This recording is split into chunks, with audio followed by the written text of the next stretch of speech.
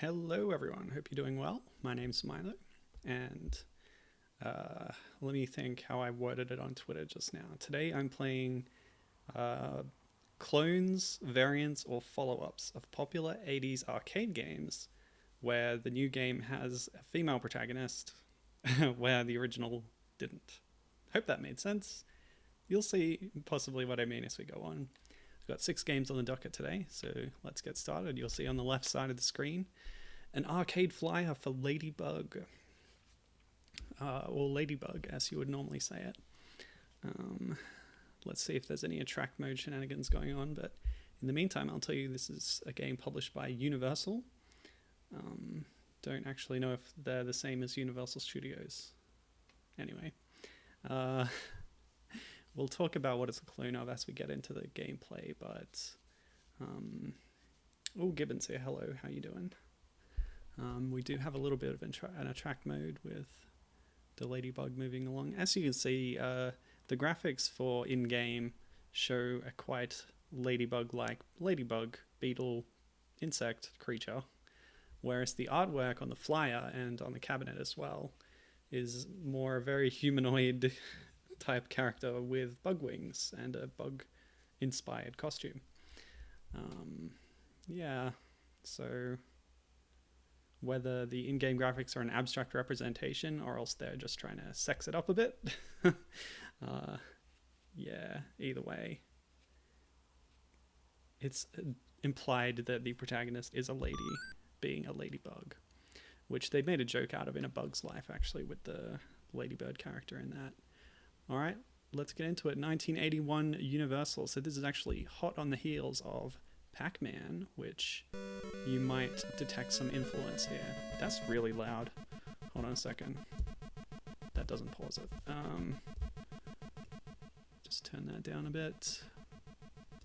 Yeah, I don't want it drowning me out. That's maybe a little... Okay, it jumps up quite a bit. Anyway, amplitude, how's that? Okay.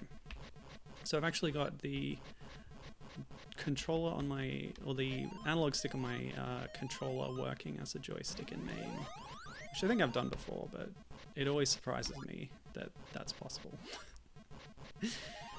So yeah, it's a little bit more complex than Pac-Man, as you can see. It's inspired by the classic maze game, clearly. You have to run around eating up all the little, I guess they're flowers in this case. Oops. And you're getting chased by these other kind of beetles instead of by ghosts. But they have all these flippers everywhere, so you can actually alter the layout of the maze as you move around, and that's something that the player has power over, which is a nice thing. And you can use that to trip up your pursuers, I expect. Now, the letters spell out something. Okay, so I had a T, an I, and an A here. We saw on the attract mode that it spelled out extra and special, which we can see at the top of the screen now. Oops. Nuts. And I don't have any cucumbers yet. For some reason, cucumbers are the big collectible here for us to get bonus points. Maybe it's because ladybugs like eating cucumbers. Oh no, it's eggplants. Okay, so we're going through the whole vegetable garden here. And we're going to try not to hit the skulls. Ooh, a different kind of enemy bug this time. And their bar is filling up much faster. We see, unlike Pac-Man, which, spits out all the ghosts pretty quickly, we have a timer here. Oh, and the enemy bugs can run into the hazards too. That's pretty cool. So there's all these ways that this game is innovating on the Pac-Man formula. It's not a simple clone. I did find a few that were a bit more blatant in my research.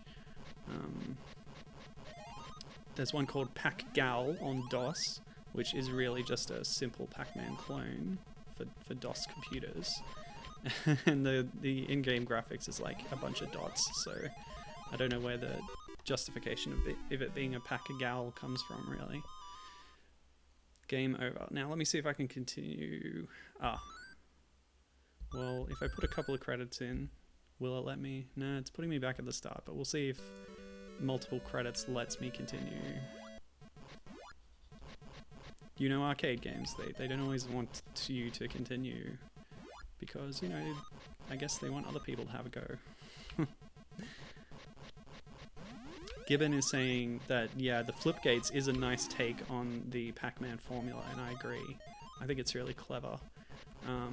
Some of the official or the pseudo semi-official Pac-Man sequels, because Midway put out a few themselves, they were the licensors from Namco for US distribution. Yeah, there were a few follow-ups to Pac-Man. None of them were ever as popular as the original, of course, but they did make improvements in a similar way to this. I don't know offhand whether they had innovations like your ability to alter the maze, but I do know that only one of them had a female protagonist, and that was Ms. Pac-Man, of course, which I think a lot of people prefer to Pac-Man itself, because that's one of Midway's official sort of hacks of Pac-Man, to make changes to the ghost's behavior and stuff. In fact, it started as an unrelated clone called Crazy Otto that then Midway took and turned it into Ms. Pac-Man by creating this female equivalent of Pac-Man character. And then that was... well, it's in an odd situation because it was never really officially adopted into the Pac-Man series by Namco. They sometimes like to pretend that it doesn't exist, you know. It's often not on the big collections, Namco museum type things, you know what I mean? But I don't know. I'm not a huge Pac-Man scholar, so don't quote me on that. I do know that... what do I know? I started that sentence thinking I would say something, but then I didn't. Who we got here? Praying Mantis, I see. Well, that's interesting. They might also be female characters, because the female praying mantis is much larger than the male, and in fact after mating the female will eat the male. Game over. Let me continue. No, it's chucked me straight back to the title screen, but I still have the credits. So if I start again, yeah, it's back to the start. So let me see what dip switches there are. Let's get into that. Dip switches. Okay, we're already on easy. There's 3 more above that. We can change the number of letters on the high score table. Rack test. Okay, we don't want to freeze. I don't know what this changes, but it's not really important. Free play, not important. Oh, more lives, please. I'll take that at least. And that just gives you more credits. So, okay. We can make it a little bit easier for ourselves to get a few more levels into it. I haven't seen an intermission scene yet. That's kind of an innovation that Ms. Pac-Man actually started in the Pac-Man series, I believe. Although again, don't quote me on that. But yeah, it's not guaranteed that there will be some here. Just kill me. I want to start again. Yeah, so Pac-Man was outrageously popular, and it's no surprise that a lot of other maze games followed in its wake. And like I said before, some of them did innovate, did make fun or different changes to the gameplay, and yet the curse of following a more popular game is you'll never be as popular as the original thing that inspired you, or at least much less likely to be. So even if this is a much better game, which I'm not saying it is, I think I prefer it to Pac-Man from what little I've played of both now. But, you know, having said that,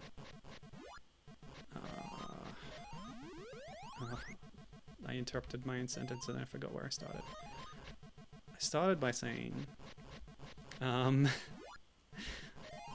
even though I prefer this to Pac-Man,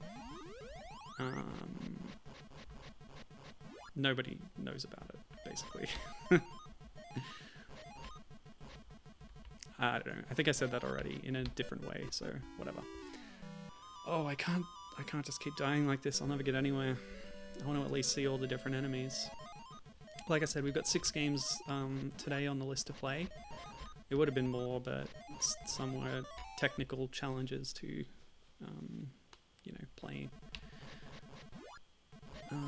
So yeah, that gives me 20 minutes on each one if I stick to my usual 2-hour schedule.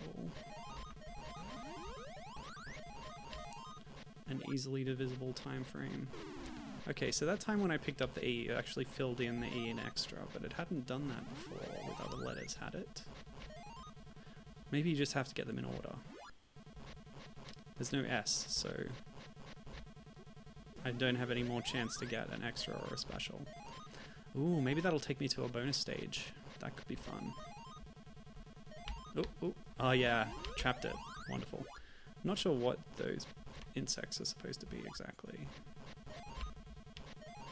Yeah, it's interesting how their logic kind of updates. You would have to program in that sort of AI. Oops. Because as the layout of the maze changes, their route to get to you has to change, and it's a fun programming challenge, probably. Speaking of, I'll tell you who created this game. So, Universal, I guess, contracted this guy called Kazutoshi Ueda. Oh, I ran into a skull. Whoops, my bad. So we're on carrot level now. Yeah, Kazutoshi Ueda. I looked through his other credits, and interestingly, his next game after this was Mr. Doom, which is popularly known as a clone of Panic or Lode Runner.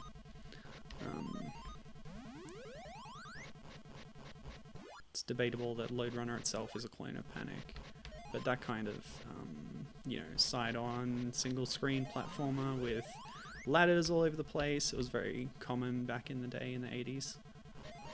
And you have the ability to dig through the floor to trap enemies. I don't actually know if Mr. Do has that specific mechanic, but a lot of the ones that followed Lode Runner had things like that. And I'll be playing one of them later, actually. But we'll get to that. Oh no, sorry. I got that the wrong way around. Mr. Do is actually a Dig Dug clone, where you're digging through the ground in a side-scrolling view, and you have to like drop boulders and stuff on enemies. Oh wow, this is how you pick your initials for the high score table. That's really clever. I like that. I'm LCK, that's me. Lucky. Lucky was the name of my first pet, a goldfish. I just picked LCK randomly, by the way, but I think that is good enough. It's better than Mill, which is what I usually do as short for Milo, but it's a bit like Millhouse calling himself Thrill House, and then it changes to Thrill Ho in, what's that, Bone Storm?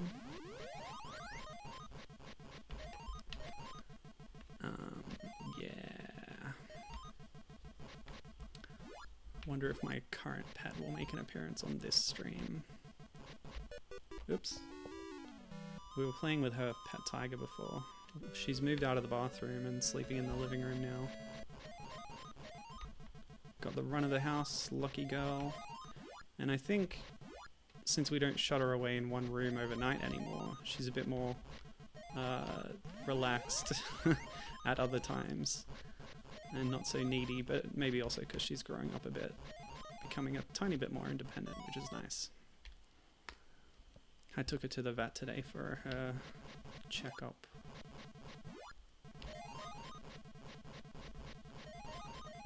Like 3-month checkup, I guess? 3 months old? It was her final round of vaccinations, basically, and a deworming tablet. And she seems to be in perfect health, so that's good. Oh, hey Bobinator. Good to see you. Sorry, I haven't been looking at chat much. Yeah, Bob, how's it going?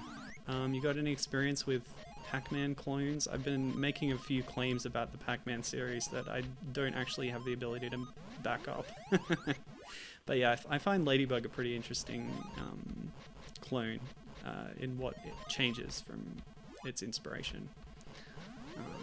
So I know there's stuff like Super Pac-Man and Professor Pac-Man and like these other variants. There was an article series on Hardcore Gaming 101 which Bob writes for recently, and I can't remember if he actually wrote them. I don't know. It might have been. It might not have been. But yeah, that was really interesting. Actually, I think it was Bob, right? Yeah. So go check those out. A really interesting series of articles that go through in depth the classic Pac-Man series and all the official and pseudo-official sequels, like Ms. Pac-Man is pseudo-official. technically. But yeah, really good series of articles there about all the differences between them all. I don't remember all the differences off the top of my head, unfortunately, because I read it a while ago. Okay, we're up to radish level. Ah, new kind of bug. Looks like maybe an earwig or something. The natural enemy of the ladybird. Let me see. Oh no, I ran into a skull while checking chat. Gibbon says that Mr. Do's Castle was a famous Donkey Kong cover misprint. I didn't know about that. That's interesting. Now notice that I've picked up a T and it's filled in, so it must be that these letters pulse in different colors, and you have to pick them up at the right time. So maybe if I get it when it's yellow, it will be added to my. Here we go, yellow. Yeah, so now it's filling in the extra. I don't know what happens when you get that. It might just be a point bonus, but it might be a bonus round where we get to see a different screen, and that would be awesome, but I'm not confident of my ability to get to that point. Especially if I can't cheat. Oh, all the bugs have come out, and that's left a bonus fruit in the middle. So if I go grab that, I'll get a point jackpot thing. But not now. We've lost our chance for that. And yes, Bobinator. Ooh, okay, what's this? Different kind of bug again? Don't know what it is exactly. We were talking about this the other day, and by we I mean like some people I know in real life. Japan has a lot more cultural awareness of insects, by which I mean that insects are a lot more popular in their culture. Does that make sense? I don't know. I'm just, yeah.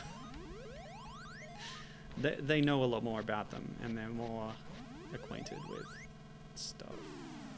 Okay, so S is not going to do me any good no matter what color it is. Anyway, yeah, go check out the Pac-Man articles. I should have done that before doing this stream, actually, but, you know, I had a lot to prepare for. Yeah, so get a yellow A. Excellent. We just need an E and an R now. Ooh, let's try and get that fruit. Or broccoli? So many bugs around. Ah! Yeah, they caught me. Gibbons linked me. Oh, yeah. Right, you're right. Mr. Do's Castle. I remember this. They accidentally took the cover artwork from Mr. Do's Castle, which is a clown climbing a ladder and getting attacked by some weird monsters.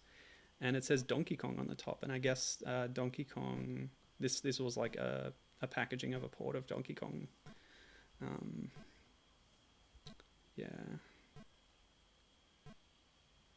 Did I say Bob was saying that he's played Ladybug a bunch but doesn't have any trivia for it on hand? Sorry, that's okay, don't worry about it, it's cool. But he says he likes Super Pac-Man a lot. Yeah, what's the time? Yeah, maybe we can move on to the next one now since I died there. This was just a really fun early example of taking a really popular thing and swapping out the main character, changing the theme of it entirely, really. But in the process, they've given it a female protagonist, which is what I'm interested in and what I'm here for today. And Ms. Pac-Man was another example of that, but this one is sort of more of a clone than just a follow-up.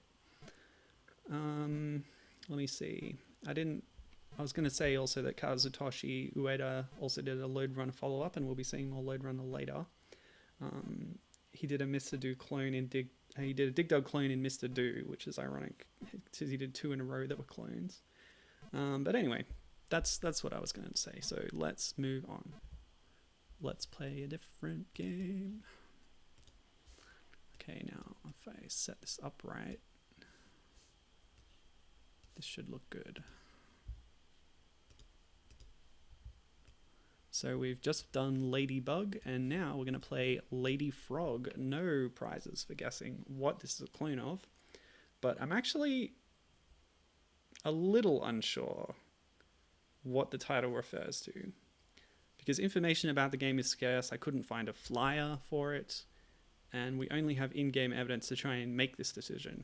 But do you think that... Oh, flashing lights warning. Sorry about that.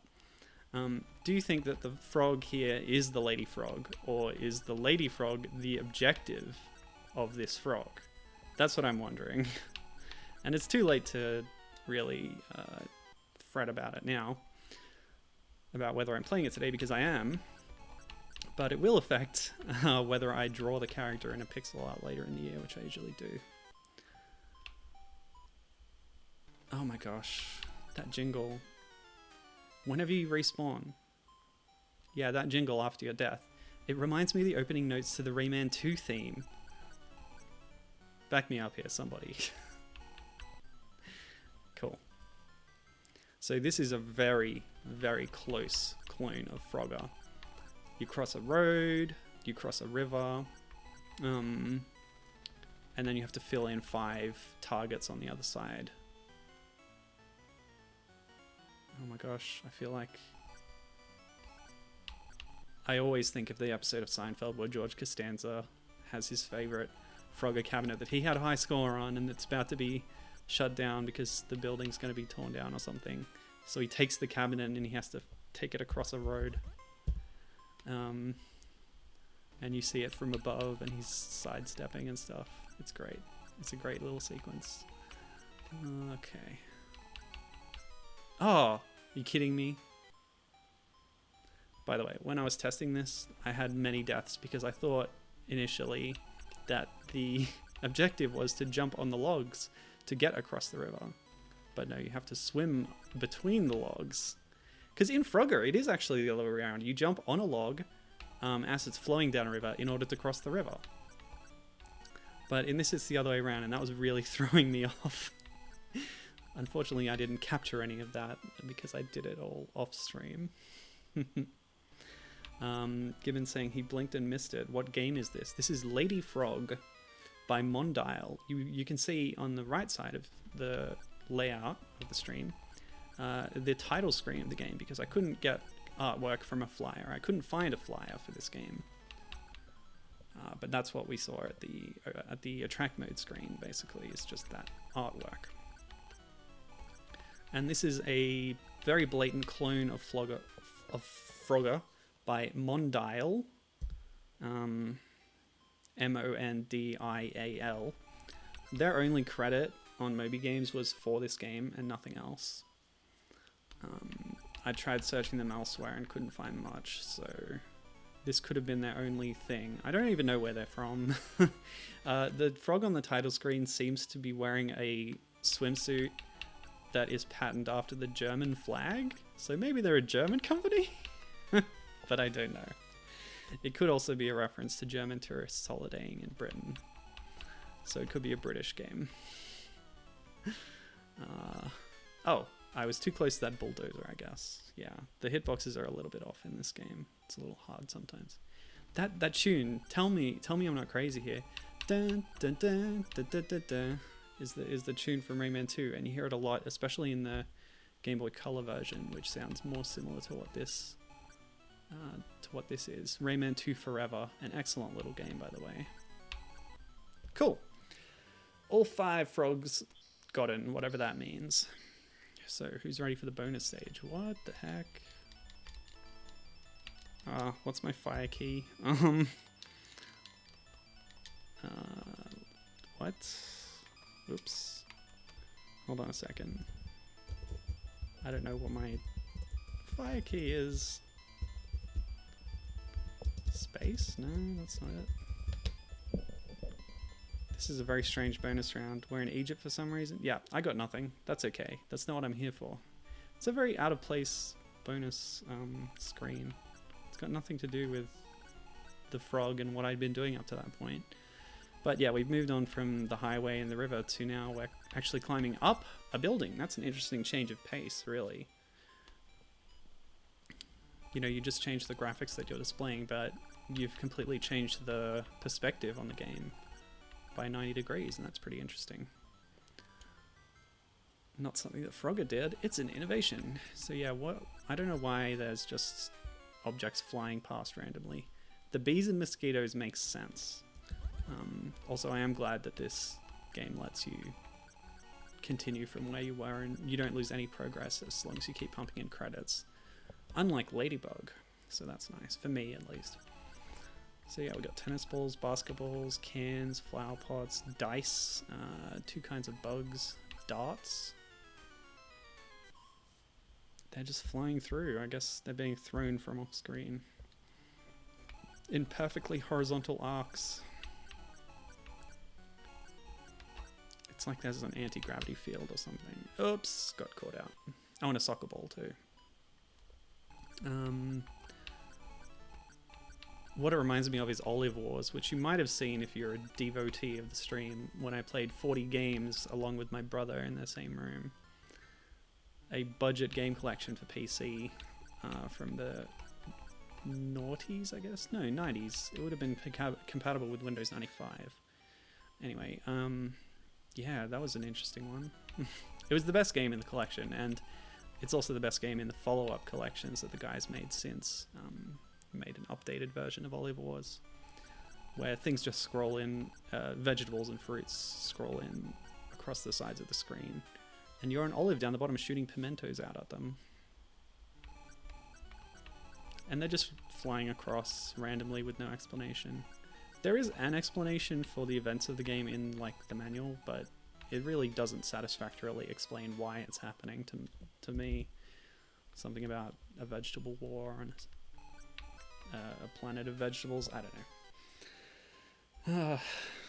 Gibbon says this looks interesting, but also the bonus stage, wow. Yeah, it's a little odd, isn't it?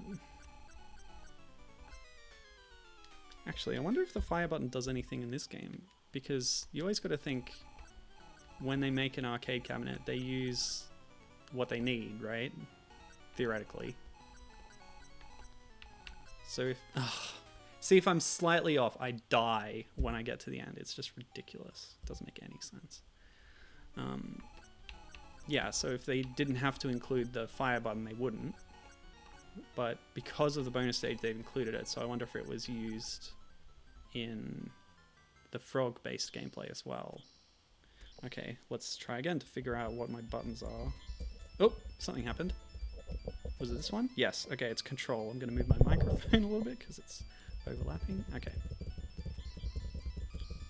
So you shoot the love hearts. We get different backgrounds though. That's nice. We're now in a forest. Oh, that's Monument Valley in America, isn't it? I've been there. That's a wee little one. I thought it was in a desert, not a forest, but okay. Maybe there's some trees nearby. That's probably fair enough. Oh wow, those cars are much faster. And it's now a double-lane highway and not a... well, okay, so it's a 6-lane highway. 3 each way, and not... We don't have that sort of construction site that we had before. Maybe time has passed and they were building more lanes. And that's where we were before. And now we're back in the same place for some reason.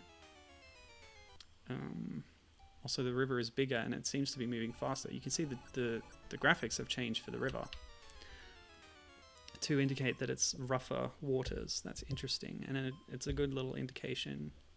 It's an explanation for why the logs are moving faster. So that's fun. But yeah, this is much more difficult because of the speed. Oh boy. You can barely move fast enough. Oh my goodness.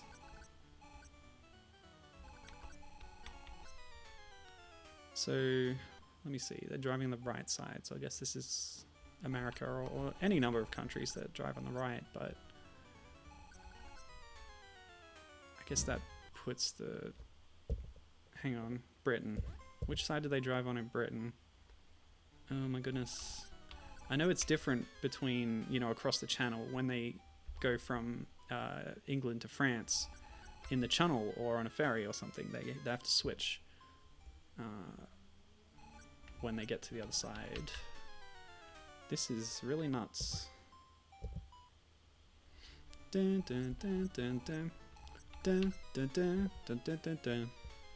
It's similar. It reminds me of the Rayman 2 theme. It's not really the same, but it's just a fun little thing. And reminds me of a much better game. I should play Rayman 2 on stream. by which I mean the Game Boy Color version. That is an excellent little conversion. Oof. Yeah, they actually used a lot of Rayman 2 music themes in the Rayman 1 Game Boy Color version. Ugh.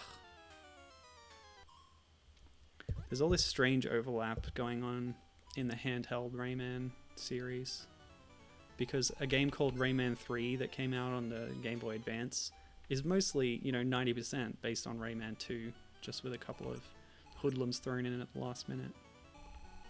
Oh my goodness.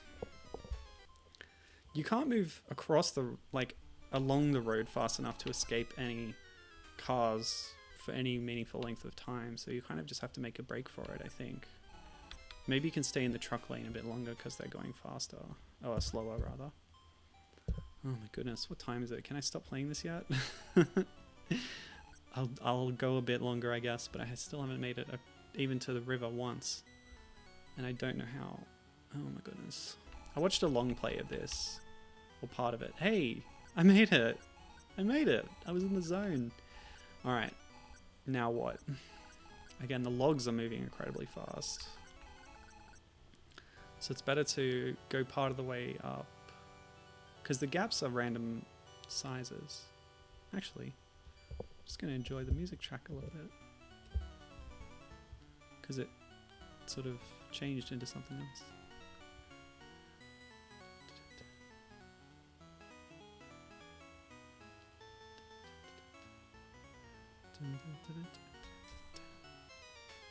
Oh, okay. So that time is not just a bonus point counter. You die if your time runs out. I guess your biological clock is ticking. Yeah, Gibbon saying, and I agree with him, this doesn't seem like a very good clone, gonna be honest. Stuff moves way too quickly. Yeah, agreed.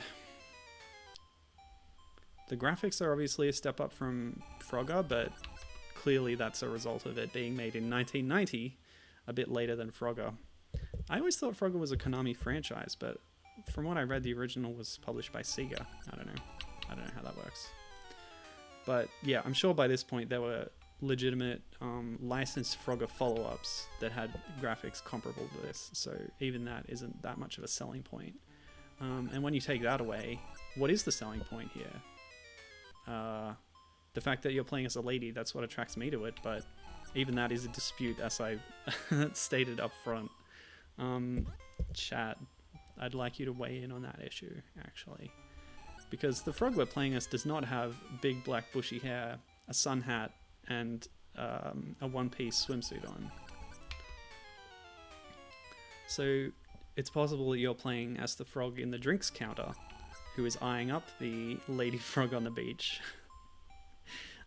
Neither the frog that I'm playing as, nor the frogs that appear behind the gates, has that coloration with the white on the lower half of the face, which is a point in favor of in fact, the fact that neither, the ones that appear up there or me has that coloration is just ambiguous. I don't know. It's also possible that we're marking our own face at the end as an indication that we've made it that far. But, in classic video game character style, Sonic running past the sign and turning it to his own face, that kind of thing. I don't know. Lady Frog. Here it is. I'm not even going to make it across here once. I think we could call this one right now, maybe. Go watch the long play if you want to see the meager amount of content that is left in this game after this stage, because I think after this stage it cycles back to the start, but there is at least one more bonus stage with a different background that appears to be in China. So let's do something else. I'm going to stay in MAME for now. We've covered the entire 80s there, 1981 to 1990. But we're going to fill in the middle, I guess, as we go. I was going to do them in strict chronological order, but that was, the fact that... let me start that sentence again. I was going to do them in chronological order, but if I do them this way, then I don't have to close MAME and then open it again later and change control wheels and stuff like that. So it's a little simpler to do it like this. What am I playing? Gosh, where is it? There. Okay, this should work. Let me just double check. Yep. They're going to warn us that it's not 100% sound accurate, but that's okay. We'll make do. Cool. Yeah, that looks like it's happening properly. So this is The Fairyland Story by Taito. And I've included this saying that in a way it's a follow-up. It's not a clone or a variant of Bubble Bobble, but it's a similar style of game, as in a single screen platformer with combat.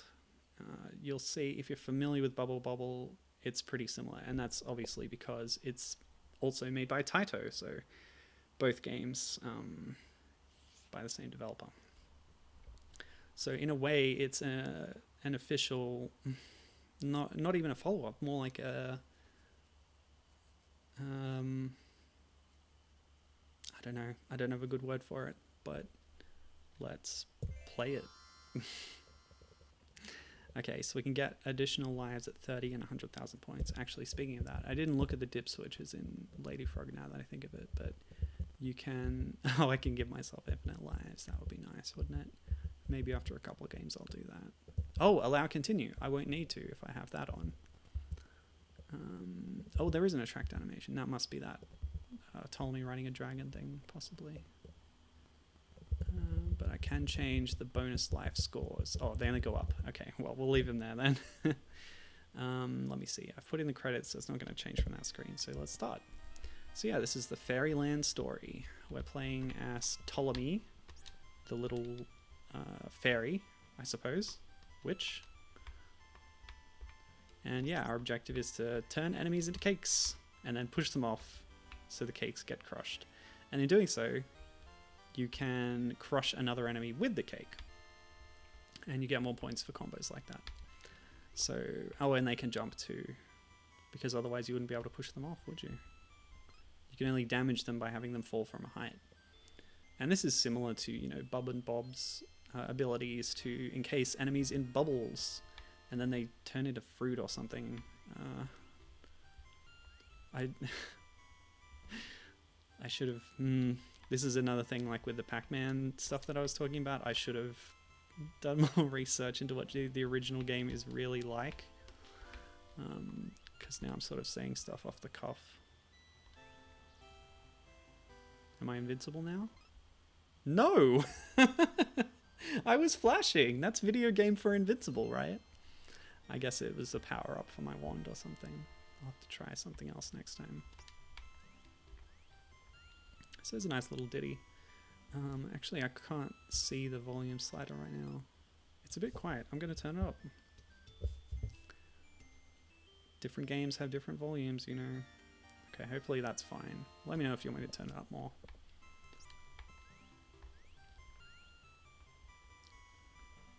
That would be a message for live viewers. If you're watching this on archive, too bad. Tune in at Wednesdays at 1 PM Australian Eastern Time. I find it annoying that we have two time zones in the same location. So I don't even know if right now it's... Okay, so it greatly expands the range of my wand. That's what that power-up does. We have Australian Eastern Daylight Time and Australian Eastern Standard Time, and I can never remember whether Daylight Savings is on or off right now. So I usually just say Australian Eastern Time because that's what it's going to be, and I guess you can look it up. I don't know. It's tough. It's tough being as lazy as me, I'll tell you what. Yeah, speaking of, just let the enemies come to you. It's the smart way to play. I like having a different background there too, that was nice. Get caked, son. Whoa! Of course they can jump up like that. I should have thought of that. I like that, pushing against another enemy. Reminds me of Roger the Potted Ghost from Yoshi's Island. Very iconic. Oh, boss fight. Wait, continue was on. What? Maybe it didn't give me a chance. Alright, well, in that case, it's infinite lives time. Let's do it. But I might have to die first. Oh no, there it goes. Endless. We have endless lives. I don't know how far I want to go with this. Just, I'll fill the time I have, I guess. Which is about another 20 minutes, I suppose. Gibbon says it's a cute little game. Yeah, it is very cute. Even cuter than Bubble Bobble, possibly.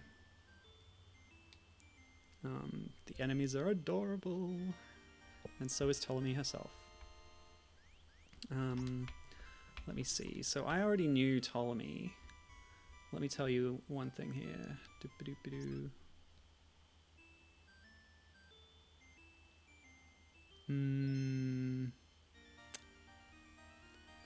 Okay. So for this game, the planning and design was done by a guy called Hiroshi Tsujino, who is also credited as a graphic designer on Arkanoid. Now, there's a recent game on smartphones called Arkanoid vs. Space Invaders, which is two properties owned by Taito, who themselves are now owned by Square Enix, I believe. Refresh that cake every now and then as you push. That's a good way to do it. So yeah, Arkanoid vs. Space Invaders was an amazing game. I played it a lot, and it's basically what it sounds like. It's got the mechanics of Arkanoid, which is a block-breaking paddle game. You will have played one, I'm sure. And it marries it to Space Invaders, so every new level has this unique layout of blocks and also invaders, and it's got fun graphics that are all flashy and stuff. And you don't reflect a block back at them, you're reflecting the shots of the Space Invaders back at them, and doing that in order to hit the invaders and to break blocks that are protecting them. It's a really good combination concept that really works well. But another really cool and fun thing about it is it has a bunch of cameo characters from other Taito games and even other Square Enix games. Because Lufia is in it, actually, with one of her few pieces of official art, you know, because the first Lufia game, Fortress of Doom... Oh, I got a coin for getting a good combo there. That's nice. Ooh, dinosaurs! They look a little bit like Bub and or Bob. Yeah, got that one. Come on, stay. No.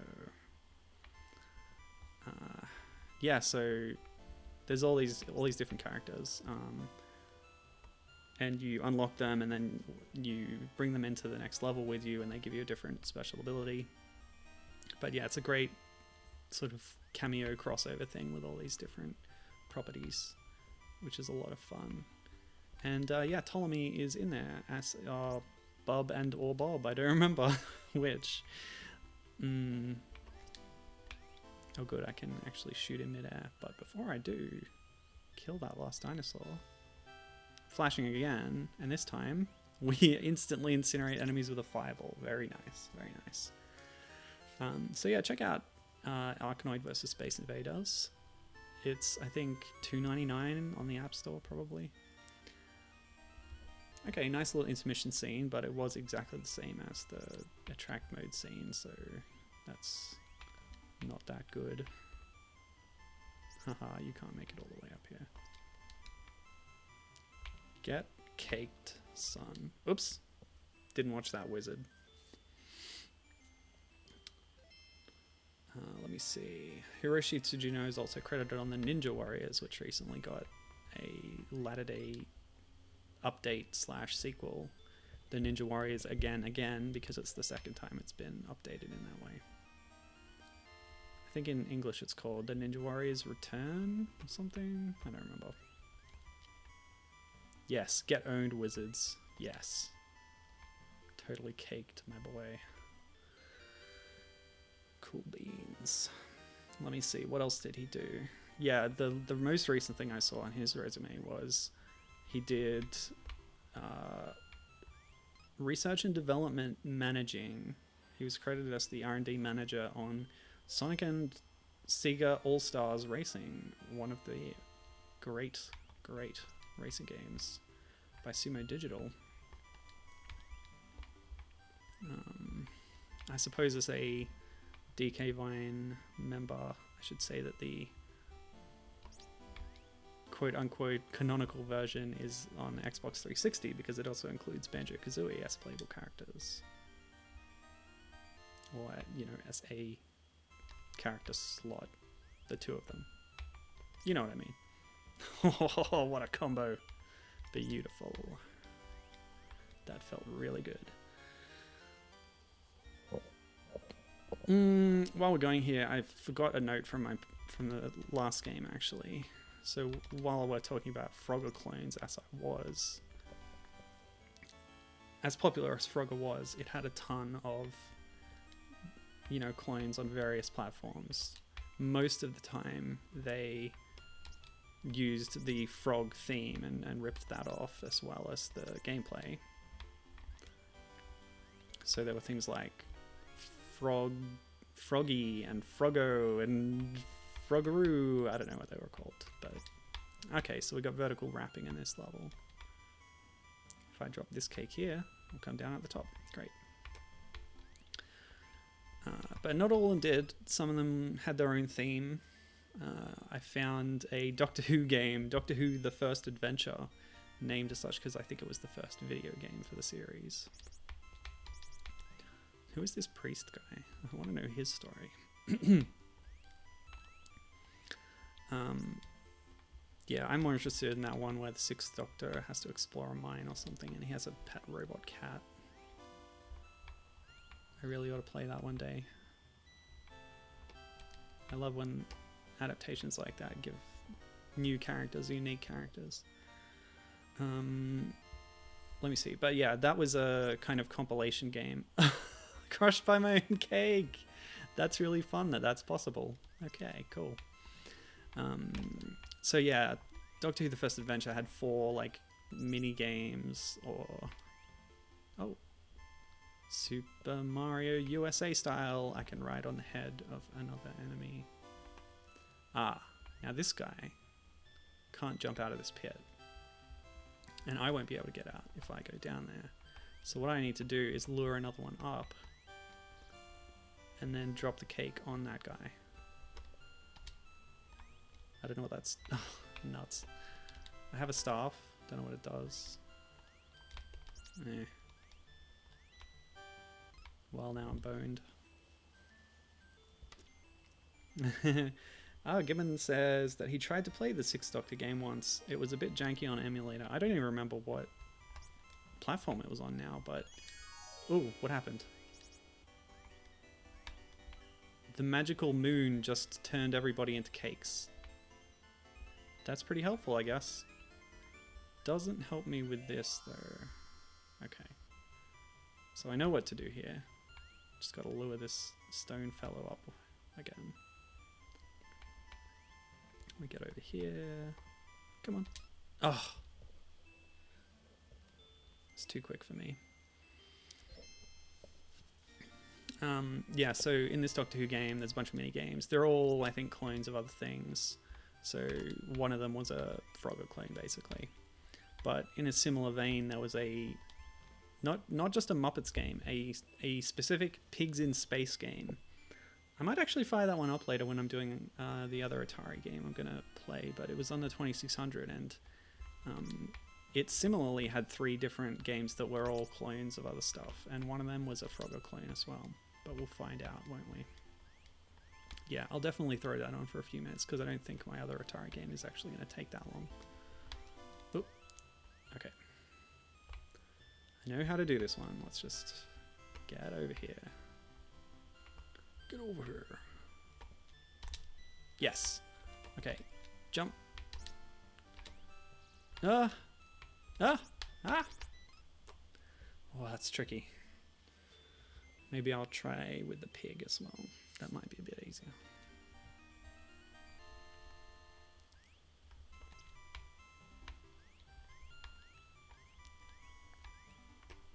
give me 2 chances at least. Come on, fella. Whoa! Okay, the pig jumps a lot higher. That's problematic.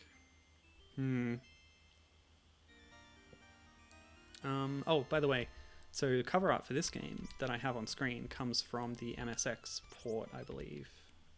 Yeah, it's not the 68,000 port. They might have the same cover art, I don't know. But this one is just beautiful.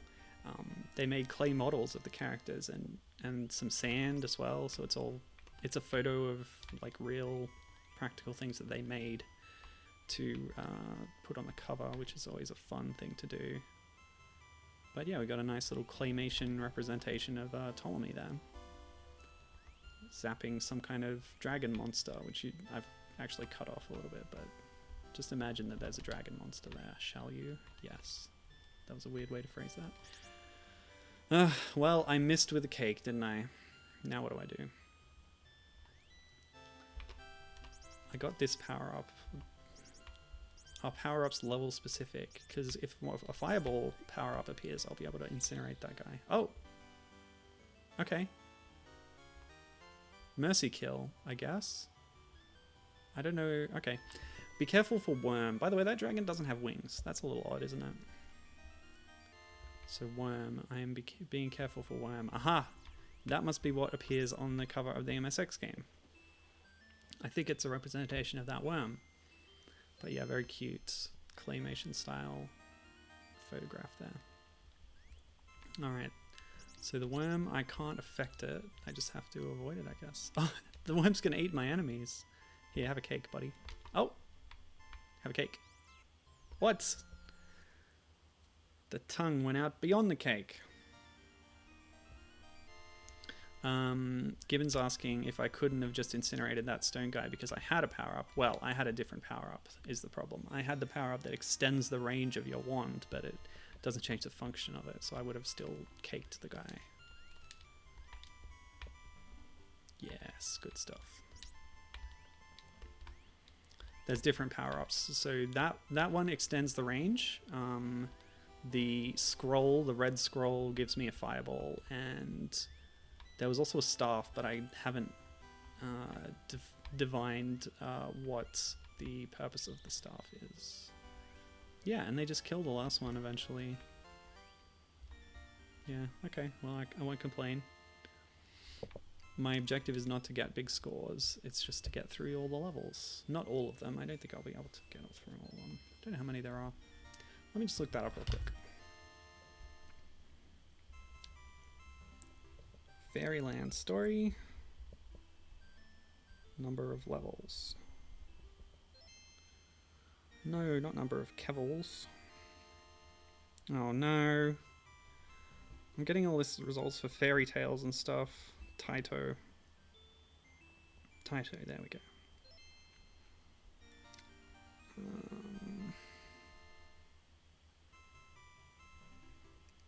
No, I just want like a game facts, right?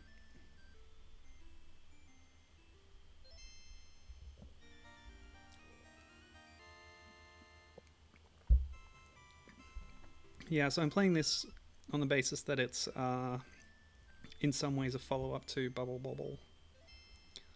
But it's unlike any of the other ones on this list, really, in that it's made by the same company.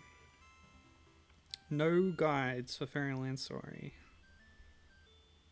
Oh gosh.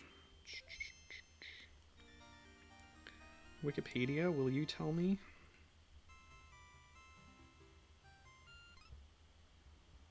Gameplay has often been compared to other Taito platform games such as Bubble Bobble, The New Zealand Story, and Liquid Kids.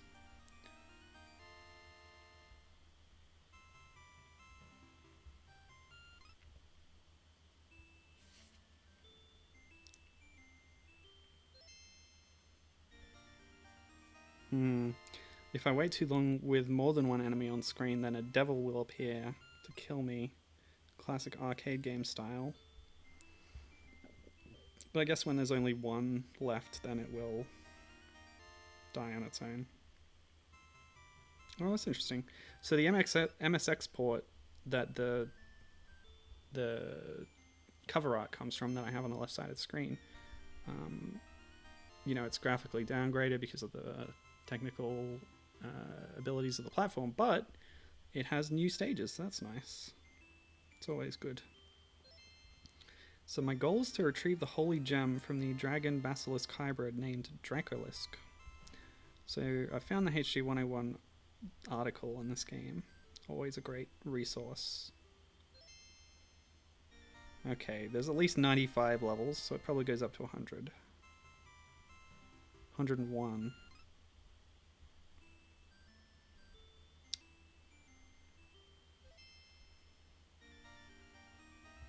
Okay, so the Sharp 68,000 version, X 68,000, is a much better port with good options and stuff. But here I am playing the arcade version. Oh well. Let's continue, shall we? Let's get up to like around 20, I guess. Can't spend forever on this. But it's very cute and very fun. It's a good concept, and there's plenty other games like it that, you know, kill all the enemies in a unique way. I've even played one on stream before because there's modern indie games that take inspiration from Bubble Bobble-like things. Ooh, a new power-up, a tiara or a necklace. Ah. Gimme. Oh, it's just points? Maybe it summoned the moon. Maybe that's what that did. Ah, it's too close to the wall. I can't push it. Oh, okay. So in that state, if I shoot it again, it just gets destroyed. That's not what normally happens, because when you shoot it, it just resets the cake timer, normally. Yeah! Let me see, what was I saying? Yeah, so modern games that are inspired by Bubble Bobble. I played one called... what was it called? It was the Medusa themed one in the horror games thing that I did in 2018. Gosh, that's a while ago now, isn't it? October in Heroine's Year.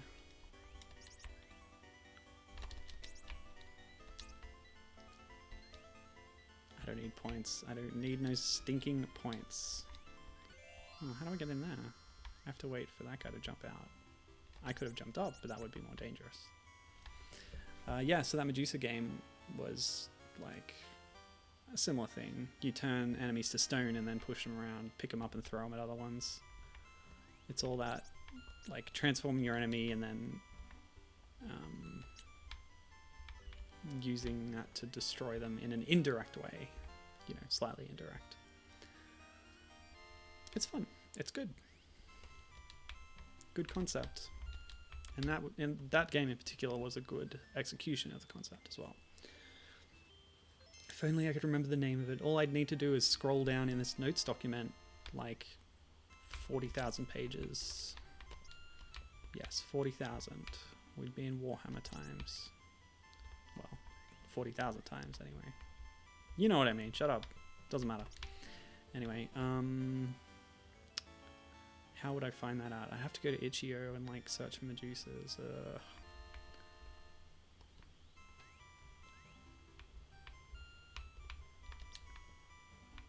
Oh wait, I think I can search this document, probably. Ha, you just pushed your friend to their death, you jerk. Ooh, ooh. New item. I don't know what it did. I guess it let me kill that thing instantly. Possibly. Unclear. Yeah, when you push them like that, it looks just like the Shy Guys getting pushed. A little bit. Yeah, if you don't know what I'm talking about, Roger the Potted Ghost was like a flower pot that then was changed by Kamek, and a big ghost grew out the top, and then you push the flower pot so that it falls off the other end of the platform you're on, and that's how you beat the boss. And at the same time, Shy Guys are pushing it from the other end, and it's spitting fireballs at you and stuff. It's a really creative and unique boss fight, which is a thing that Yoshi's Island is often known for, because it's an amazing game with a lot of creativity to it. Yeah, and that was just like turning the very simple mechanic of pushing into the basis for a whole boss fight. Okay, Gibbon Tiara. Oh wait, it was just points. Oh right, again, it's actually summons the moon. I'm pretty sure that's what the tiara does now. But I can't get out. I owned myself. That's bad. Well, let's see that devil show up because we're safe here. Unless those pigs become smart enough to jump up those platforms, but they don't seem to be displaying that ability, do they? They seem pretty dumb. Gibbon, do you know what's coming up next? Can you see the artwork?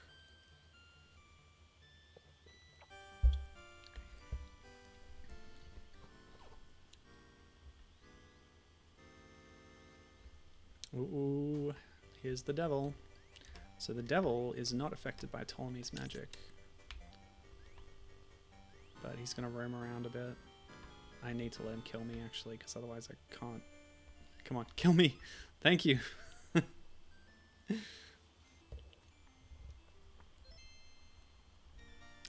Yeah, we're getting up on the hour now, so I might move on. Yes, and we'll get to that thing. Everyone go play Yoshi's Island. Also, this is a really good game. But I don't have time to play through the whole thing because we got more to do. So let's do it, shall we? Alright, so up next, Donkey Kong. Dun, ba, dun, dun, dun, dun, dun. Bing bong. Hope that works. Yep. Okay. So, Donkey Kong Pauline Edition. Last year, I think it was around Gibbon's birthday, because it was sort of a request from him. Oh, it's not on. Oh no, it is on. Okay, cool. Yeah, I played Donkey Kong Pauline Edition, the well-known hack of the NES port of Donkey Kong by Mike Micker, which switched the protagonist to Pauline and Mario as the damsel in distress.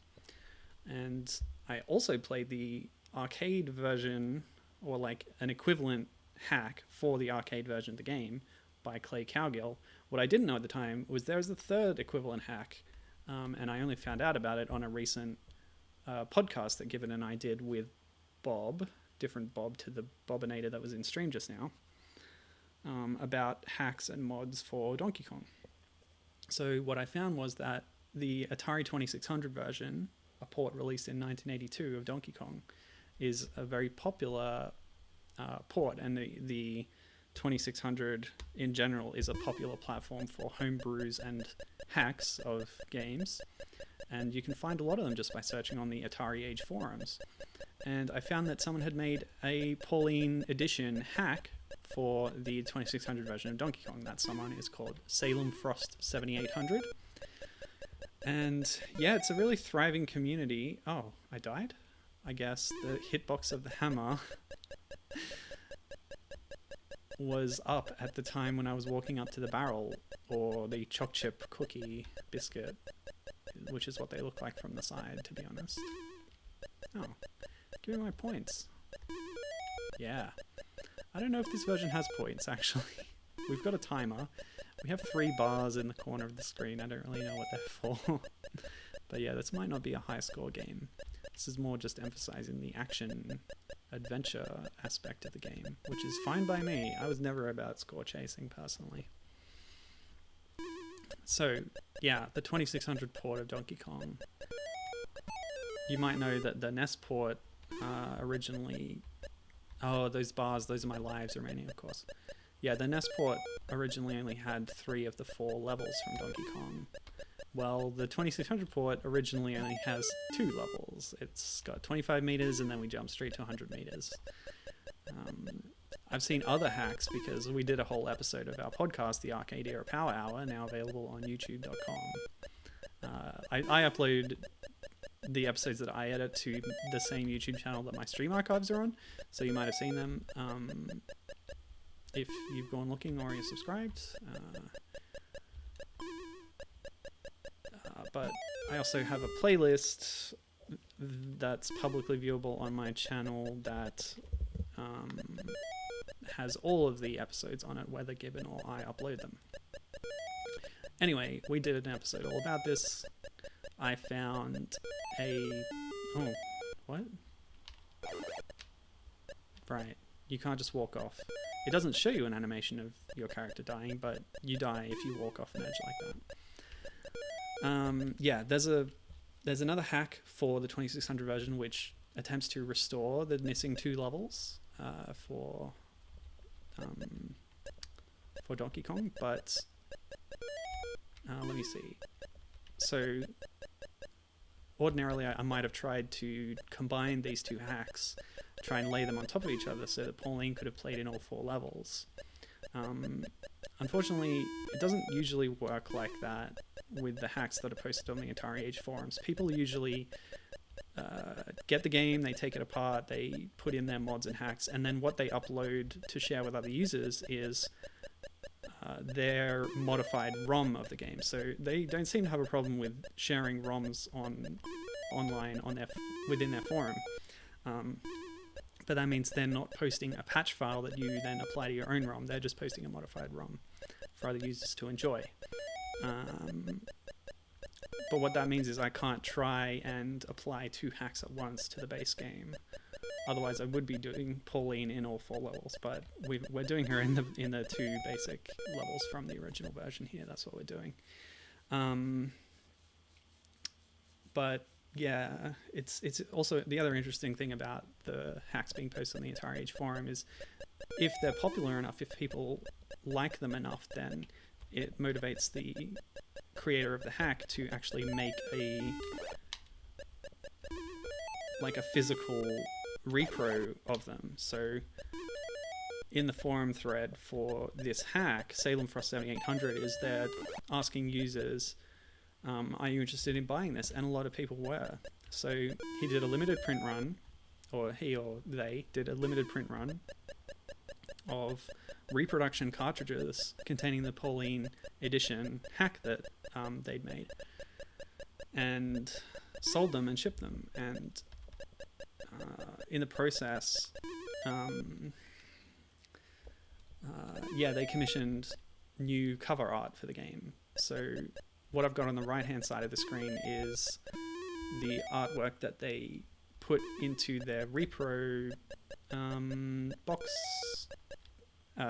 thing. You know what I mean? Okay.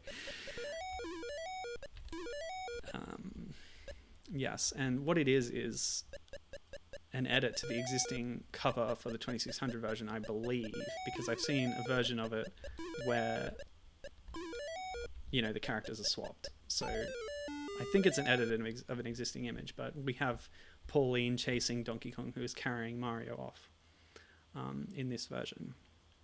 And also, again, if you're a devotee of the stream, you might recognize the sprite of Pauline, because in my Kiwi Games stream, where I played Kiwi 64 and Kiwi... Oh, all right, here's what I'm going to do. I'm going to search this document and give you a definitive answer on what the name of that thing was. Wait, can you not search on mobile? Search Medusa. Medusa Wrath of the Queen, a browser-based game, winner of Construct 2 Jam. There you go. So that was the Medusa game I was talking about before. And now, Kiwi. Nope, that's not the right one. Only one entry found. Where's my notes for the Kiwi game? Anyway, whatever, sorry. There's a fan-made update or sequel to the New Zealand story, linked to the Taito single screen, arcade platformers. And in the same jam that Kiwi fan game was entered into, another person entered a Pauline game, Pauline's Way, which used the 2600 sprites in a 2600 style game where Pauline was going around with a shotgun and stomping on rats and shooting robots. It was pretty interesting. Let me see. Oh, Gibbons already made some points that I made. He said that the barrels look like cookies before I did. He swears there's a 2600 graphics hack that changed the visuals of the game, but he might be thinking of a different port. and confirms it was the Commodore 64 version he was thinking of. What do you mean change the visuals? In what way do you mean that exactly? Because I remember Donkey Kong Redux was another one we covered on the podcast that was for the NES port. I didn't look up any of the C64 hacks for the Donkey Kong port for that episode. So maybe we need a part 2. It was a long episode. Let me see. I think we've covered everything. So before we move on to the next thing, I did mention this Pigs in Space game. So let's fire that up real quick. Shouldn't take too long. So I'll show you what that is. Here. Pigs in Space, starring Miss Piggy. 1983 Atari. Ha. Didn't do the in-depth research on this, so I don't know who Ha is, but player 1. So you start by picking your character. Tell me if you could recognize from this small collection of squares which Muppet you think it corresponds to. I'll give you 5 seconds. Gibbon says that the C64 hack updated the visuals to be more in line with the arcade version. Yeah, we noticed that was a trend with a lot of the ports. Fan-made hacks to make them more faithful to the arcade version, yeah. And he says that the Hackmaker was also attempting to update the Commodore 64's DK Jr. as well, but that project stalled for technical reasons. Oh, that's too bad. Was the C64 port of DK Jr. the one that added the mixer level? Because that was pretty cool stuff. I don't think it was that version. I think it was a different version. That's my favorite thing. Just like with the Fairyland story, having a port that adds more content to the game that's unique. That's really cool. Anyway, so this is Link Hogthrob, this is Professor Strange Pork, and this is Miss Piggy. So here we are, and it's called Pasteroids, which would make you think it's an asteroids pastiche, but it's really a Frogger clone. Oh, you don't die! That's the best innovation of a Frogger clone that I've seen ever. You don't instantly die when you get hit by something. Oh, did I run out of time? What happened? Oh yeah, you got to get to the ship before it heads off screen. That's cool. So just like the Doctor Who game, there's 3 different mini games in this, Atari cartridge. Oh, that's the end. Okay, just for balance, here's Link Hogthrob doing the Space Invaders clone with Gonzo at the top there, and he's shooting with his finger for some reason. Oh, I got turned into a chicken. Great. But we're not here for men, we're here for ladies. But I will show you just what the Doctor Strange Pork game is, and it's, I guess, what is this, like Lunar Lander or something? Yeah, some kind of scrolling shooter, and the way we hit enemies is with a weird arcing boomerang shot, which is kind of unique. But I'll give another go in the Miss Piggy game. Yeah, avoid the spaghetti and the meatballs. I played Muppets Movie Adventures recently on Vita, and strangely, or not strangely, possibly, there was a sort of spaghetti themed game in that too. The one where you play as Sheriff Animal in a Western style send up, where everyone in this town is obsessed with pasta sauce. So your attack is throwing meatballs at everyone. I thought they were tomatoes at first. It's a bit hard to tell. The game's not very good, by the way. Is this better than that game? Judging by the standards of the time, I'm gonna say yes, it is. Oops, I accidentally picked this one again. Anyway, yeah, there you go. Yeah, that's actually odd, isn't it? There were multiple Gonzos in the Strange Pork level, as Gibbon points out. Well before Muppets in Space established that there were more than one Gonzo. He's just a whatever. Anyway, that's just a little interlude. Pigs in Space starring Miss Piggy.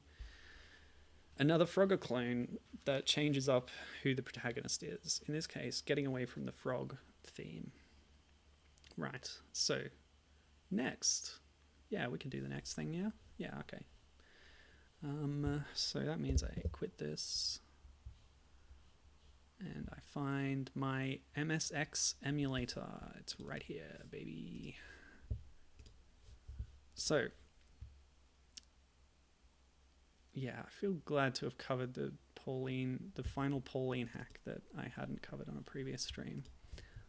Technically, it's not a clone from the time that changes the character, but it sort of fits in a similar category if you forgive me for that.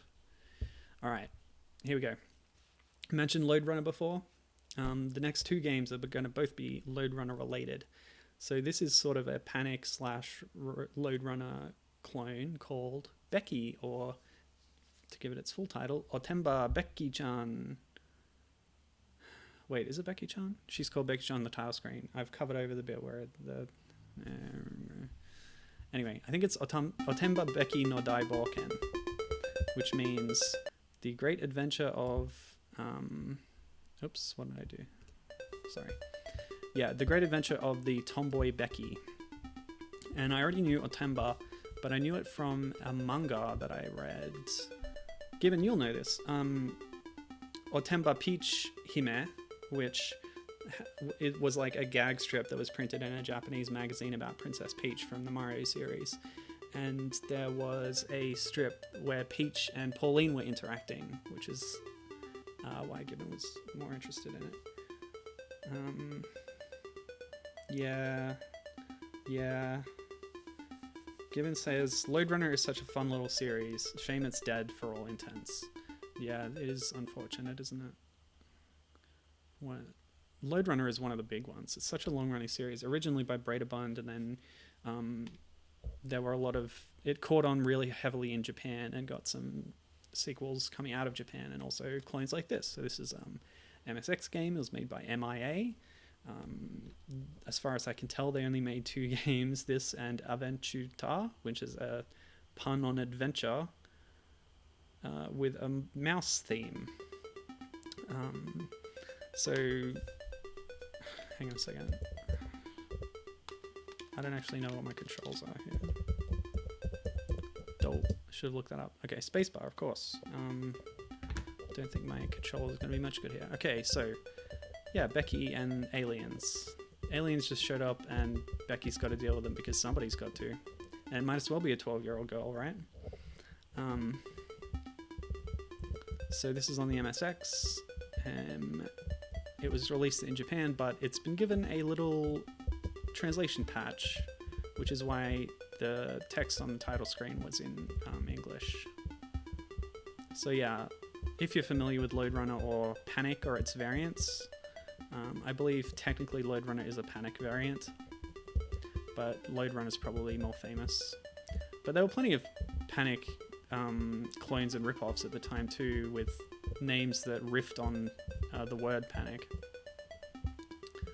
Oh, by the way, there is no game called Panic, at least not originally. There was Space Panic and then some other one I don't remember the name of, but something else Panic, and there were sequels. Anyway. Yeah, it's all this type of single screen, ladder climbing.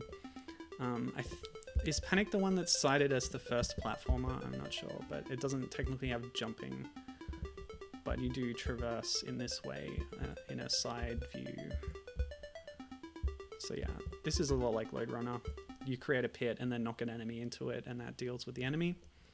In this case, we're making pits directly beneath us, which is a bit inconvenient. In Lode Runner, you usually make them ahead of you or behind you or whatever, to the side of you. But yeah, we're falling through the pits we're making here. Okay, but only one enemy at a time in a pit, of course. Brutal. Also, this music, very repetitive. Kind of annoying. Okay, let's trap everyone first. Hey you, get in here. They didn't seem to be able to wind their way out of a pit. Oh, they did. Okay, well, we got to deal with this then. Oh, no, there's too many. Let's at least get this little scissorhead guy. Yep, and then this one. And then we'll return for the other ones. Give me those apples. Yes. Yeah. Okay, so what was I saying? Gibbon says, yes, that confirming that comic, which was an ongoing sort of gag comic, but this particular strip, he says it was a fun little one-pager with Pauline. Oh, tell me about that, Gibbon. I do know that Bomberman started as a Lode Runner spin-off, right? Is that right? Or vice versa? But yeah, he's saying, would you happen to know... Oh, no, he's asking me, would you happen to know if there's a Lode Runner reference in the horribly received Bomberman Act Zero? Yes, this was the ill-conceived, dark and gritty realism Bomberman reboot on the Xbox 360 called Bomberman Act Zero. And it wasn't really what people wanted out of Bomberman, to put it lightly, which is traditionally a cartoony style series with, you know, mascot characters and stuff. But no, I wouldn't happen to know. I do know the point of trivia that Bomberman and Lode Runner are related in their development history. But I don't know if there's that kind of crossover with Act Zero.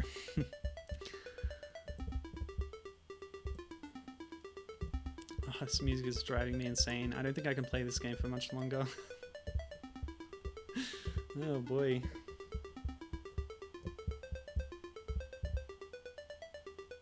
Gibbon says ish. Everything's an ish if you really think about it. That doesn't mean anything. Don't worry.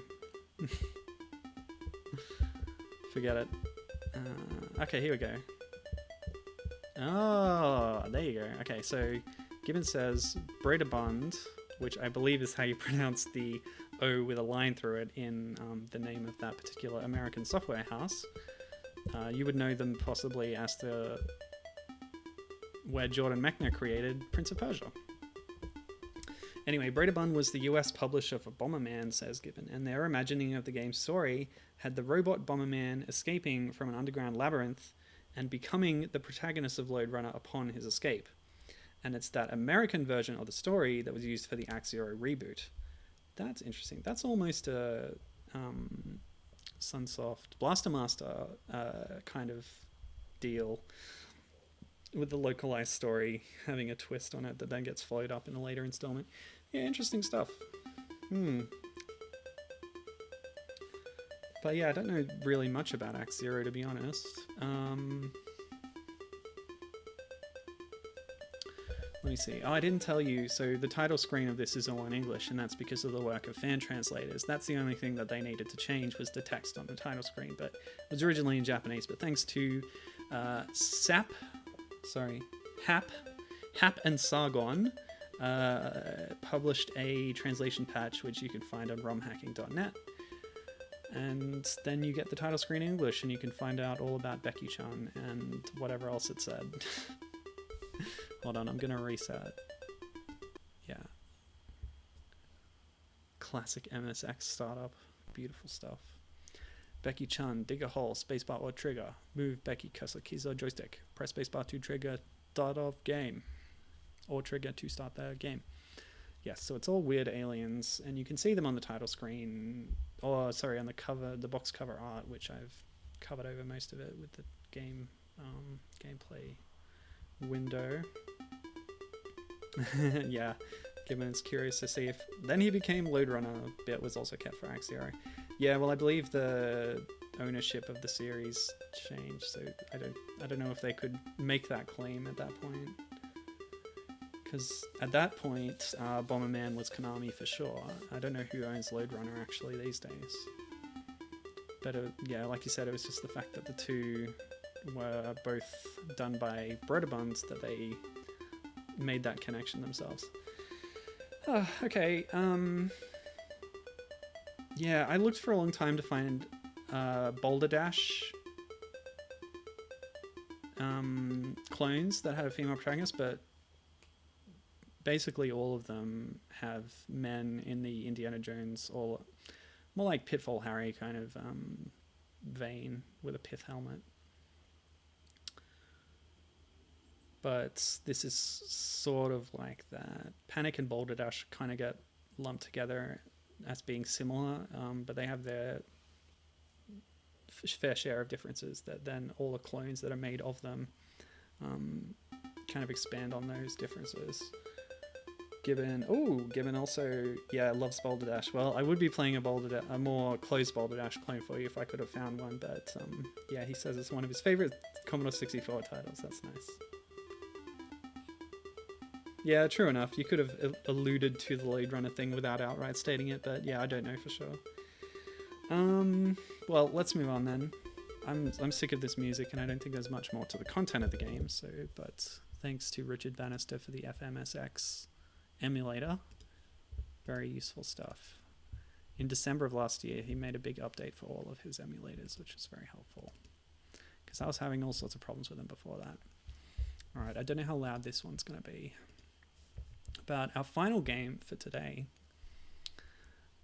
is Lode Runner's Rescue. So back onto a Lode Runner related title, a bit more closely related. Let me see. So if I change the game window, that'll come up. There you go. On the right side of the screen, you can see it as well, giving you sort of an indication, more so than other games of the era, possibly, of what the game is going to be like. Synapse Software. Okay, so we've got some cracks that are going to make it easier, I think. Let's restart from current screen. Well, I'll see if that works, but we'll do it. Oh, weird, really? Given saying that Mickey Speedway USA on Game Boy Color from Rare has Boulder Dash minigame sections when you're playing as Pluto. Huh. Yeah, that's interesting. Yeah, that can join in with the other like Rare minigames that were recreations of other games. The Cranky minigame in Donkey Kong Country 3 Game Boy Advance is a rip-off of International Karate Plus. Sometimes they rip themselves off, like in the same game, Funky's Speedboat minigames were based on Cobra Triangle that Rare put out on the NES. But yeah, there's plenty of things like that if you go looking for them. Anyway, let's play Lode Runner's Rescue. So this is also a little bit different to these other clones I played. It's an official follow-up of the series to Lode Runner, which of course is a very popular game from the era, the 80s.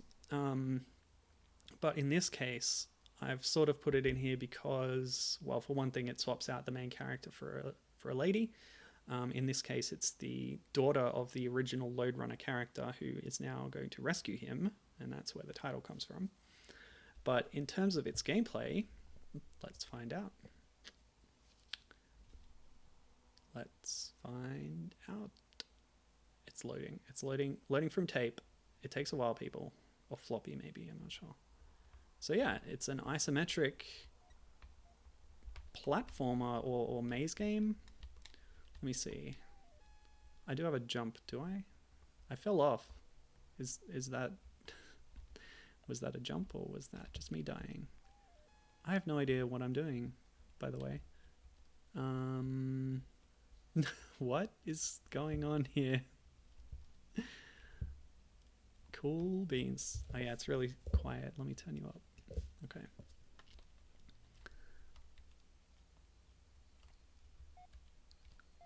So my justification was that this is, in a way, riffing on isometric platformers that existed at the time, most notably probably Night Law from Ultimate Play the Game, aka Rare, and what's the other one I noted? Oh, Congo Bongo, which predates it, of course. But yeah, this one seems to be, instead of a flip screen sort of adventure thing, it's more a single screen sort of puzzle action thing. Okay, so you have to hop up in very specific places. Oh, I was doing diagonals, but you only need to do... Yeah, damn isometric games. The controls are always confusing for them. Either they have left mapped to like up and left, and then up mapped to up and right, you know what I mean? Which is hard in a way, but also hard is the other way they could do it, which is where you have to do diagonal inputs to move intuitively. And I don't know why I keep changing color, by the way. So I picked the C64 version. It's also on Atari 8-bit consoles. But I picked this one because I could emulate it better or more easily. and I'm more familiar with it, but also because it sounds better. Hang on, did I get that the right way around? Between the Atari version and this one of them looks better and one of them sounds better, and now I don't remember which is which. Anyway, 1985. Both versions were written by a guy called... it was on the title screen, Joshua Scholar. And Joshua Scholar only has... Oh, I can jump. Great. That's really helpful. And sometimes I just change color randomly and I do not understand why. It's so soft, isn't it? Let me boost the volume. You're not getting enough of this sweet little beeps and boops. Let me see. If I turn this up to 10, that should be enough amplification. Alright, let me know if this blows you out. Blows out your ears, I mean. That's probably alright.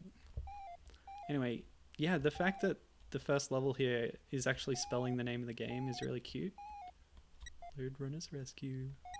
Kitty! I didn't know this was a cat game. Oops, I jumped into the abyss. Okay, no lives left. Better get those keys this time. I don't understand. Okay, so you get rebooted back to your start point if you do certain wrong moves, but certain other wrong moves kill you instead. I wonder if that's intentional. Oh boy. Let me see. Oh. So I never actually tried the gameplay of this before, so I don't know if it's working as intended. I feel like I should try out the Atari version and see if it plays similarly, because yeah, this is a little awkward. I'm finding it a bit difficult. But in the meantime, Gibbon has dumped a lot of lore here, and I really want to read it. He says he's now reading up on the Bomberman Lode Runner thing, and apparently it was the other way around. Hudson did the NES port of Lode Runner and then reused graphics from it for Bomberman and made the story connection themselves. So this, yeah, so it's actually even more official and concrete than what we thought from that whole porting situation from Bredabund. Hudson, the originator of Bomberman, were porting Lode Runner from Bredabund into the NES in Japan, and then they ripped off graphics from it. By the way, does that Game Over not look like Rare style graphics to you? Anyway, so Gibbon saying this is canonically Bomberman's daughter. And then he turns some of the early Lode Runner games integrated Bomberman connections to keep up the continuity. Cubic Lode Runner on the PS2 was the last game in the series to have Bomberman references. Hudson worked on way more of those games than I thought. Yeah. Poor Hudson. Subsumed by Konami, and now their games aren't being really made anymore. That recent Bomberman game was well received though. Okay, I'm gonna go try out the Atari version. So I'll shut this down. I have an emulator for it, but it's a little bit untested. Oh my. My oh my. My oh my oh. Insert floppy. Hope it's a floppy. Oh boy, oh boy, oh. Oh, this one came on 2 discs. Alright, I'll switch over the window so you can see what I'm doing. This one? Run. Oh boy, how do I do this? See, this is why I didn't want to do the Atari version. This whole thing, I don't know how it works. It's untested. Flying by the seat of my pants. Oh, edit? No, I don't need to edit. Disk image conversion. I don't need to convert it, do I? Maybe it's not a floppy. What's an ATR? Oh, there's so many different... Oh, wow. Yeah, the Atari 8-bit, you could do floppies, cartridges, cassettes. Gosh. ATR, what's that likely to be? It's in the floppy category, so I figure it's a floppy. Disk management. it's in. Let's load up the second one of the 2 discs. I must have done this before. I've got entries here for Mule and Archon, which I probably played, didn't I?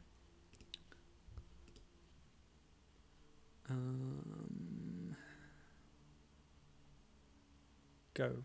How to go. Do the thing. Goodness gracious.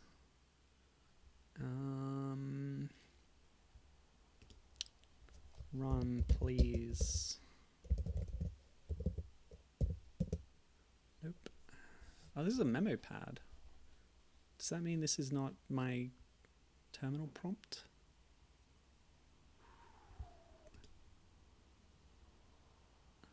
Oh, if I reset with the disks in the drive. Yes, great. Put screen disk in drive 1. No, I don't want to. Ooh, there's a button for that. Rotate floppies. Did that work? Also, I don't know what the controls are for this emulator. Controllers, gamepads. Oh my goodness.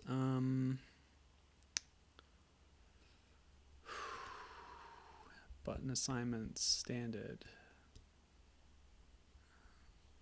Okay, I think it's picking up my... Yeah, identify gamepad. Yeah, it's got it.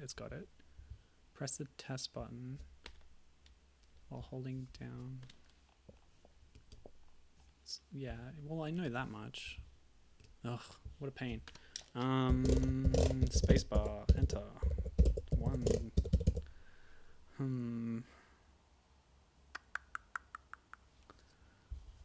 Rotate disks again. This is my controller for the disk menu. Oh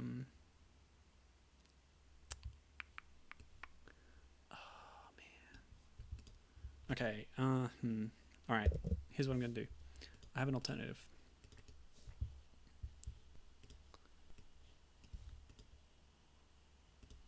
Have an alternative emulator. Maybe it's easier to use with no research. Go. Okay, so preferences, make it bigger, 3 times bigger. What?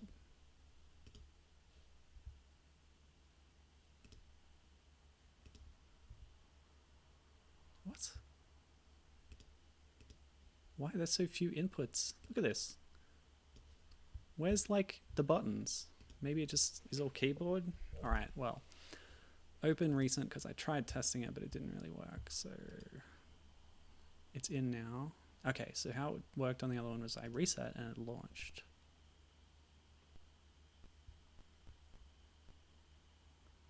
Let's go. Okay, this ain't working. But now that I've launched it, I'll put inside B. Didn't do anything. Reset again. Oh well, let's go back to the C64 one, shall we?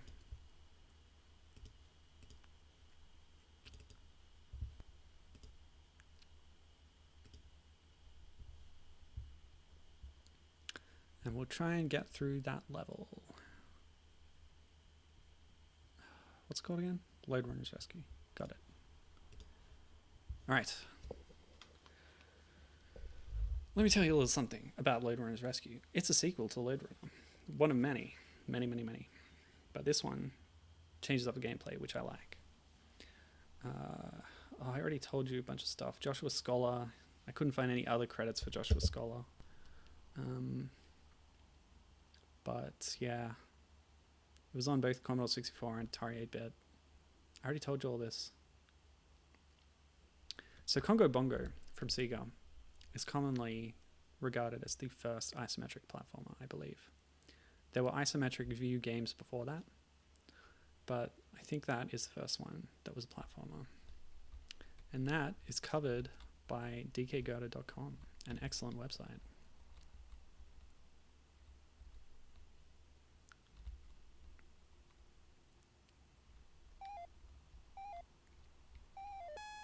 I don't get why the controls are working the way that they are, but let me see. I'm gonna make my objective to get to that kitty. That's all I need to do. So I'm trying to turn so that I then can jump onto there, but it keeps resetting me back to the save point, and I don't really know why. Like, I feel like that might be a bug, because when you have crackers breaking, you know, breaking copy protection on games and putting them up on, you know, piracy sites, which is an excellent resource for game preservation, but technically illegal. Not that Lode Runner's Rescue is really legitimately available anywhere, to my knowledge. Oh, some of these palettes make her look like a zombie. Oh, now she's got pitch black skin. Interesting.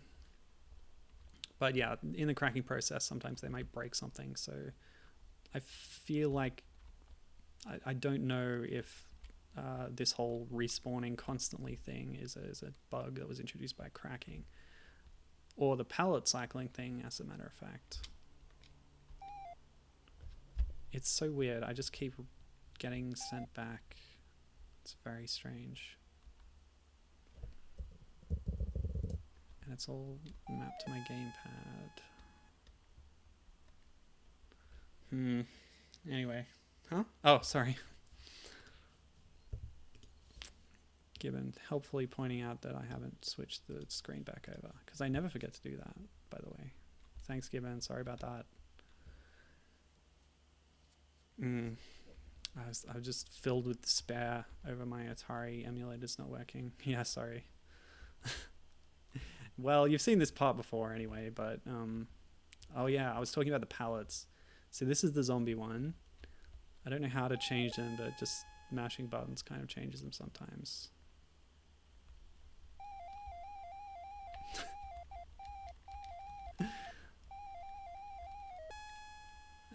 Yeah, anyway.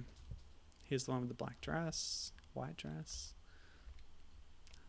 Quite a few of them are zombie-like. Whenever she has blue pallid skin or grey. Oops, yeah, right into the pit every time. Very skillful play.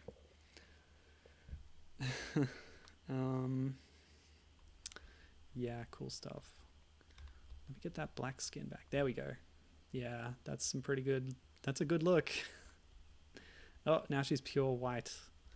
I don't know why it just keeps changing, but the cat is also changing, by the way. Alright. See, when it warps you back when I'm just about to make a jump, then I jump straight into that pit. It's bad news. Okay. I'm on the sea. Ugh. Why? Why? Maybe I have to be exactly aligned to the grid coordinates, or else if I hit a wall, maybe I get reset. Maybe that's it. I could have sworn. See, this is what I mean. I don't... I actually made some progress before, but I don't understand why I'm not now. Whoa. Scary.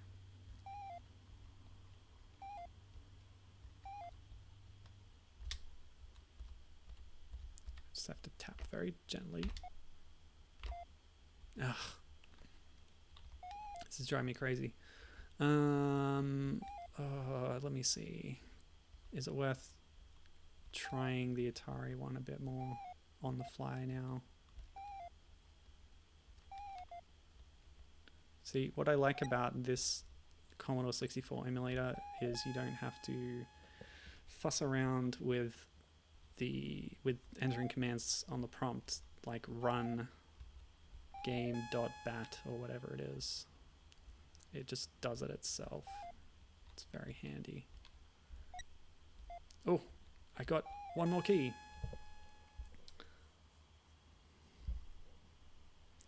Given saying he's looking at a YouTube video and it looks like you don't need to hop on the letters initially. What do you mean by that? You don't need to hop on the letters. So maybe you can walk down between them. Or what if I go all the way to the end? Oh, okay.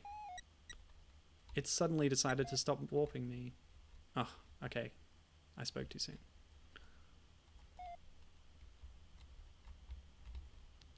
Does this video have the warping thing? I feel like it's a bug. Like I should be able to just walk up and then she ascends to the next plane on the ladder.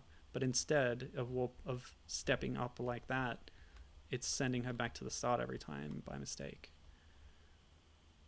Yeah, Gibbon's saying it's not happening on the other thing he's looking at. Okay, well, maybe I can try and find a different version of this game. If you bear with me, we have a little bit of time left. Let me see. I'm just going to turn the game video off for a bit, and I'm going to go find a different ROM. Okay, so Load Runners Rescue. This is actually a little hard to find. Most results you get are for the original Load Runner, because there was a port for that on C64 as well. And this sequel that I'm playing is much less well known. Oops, opening Firefox has really got my computer spinning. According to C64 Wiki, Load Runner Rescue is a 3D version of Load Runner. I don't know about that. I wouldn't say it's a version. It's quite a different game.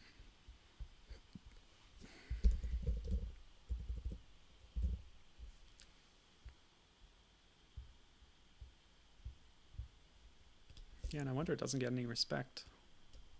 People don't understand that it's a different game sometimes.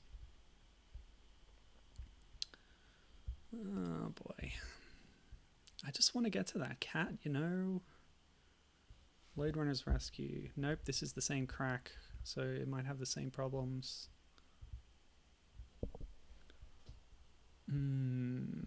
Let's put rescue in inverted commas. There's some good search engine technique for you. Then I won't get all these erroneous results, hopefully.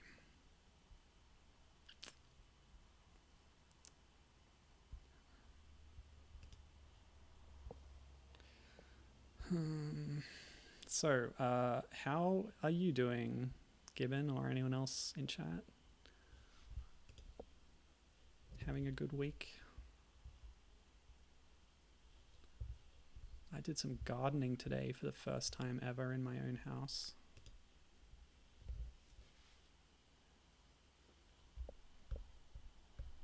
Because when we got our fence replaced, I also got them to remove some garden beds, and then there was a bit of debris left over and some weeds and stuff. So I've dealt with that, and I feel all grown up and adult.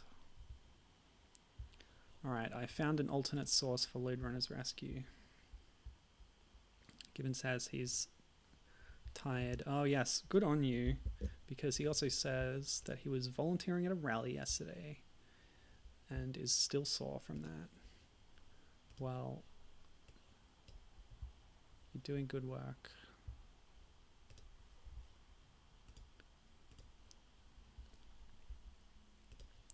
Alright, I found an alternate version of this, and I'm going to play it, if I can. Let's go.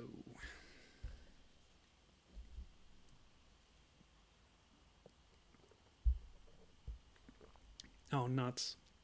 It's the same crack from a different source. Alright.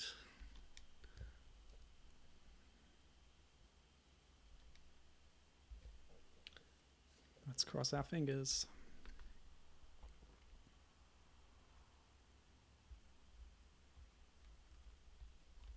Yep, still warping.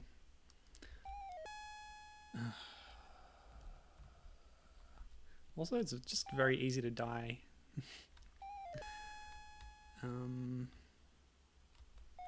So easy to jump on the wrong place and then that's it, you're dead. See, I don't even know how many levels this game has. It's probably a lot, but on this stream, you're not going to see more than one.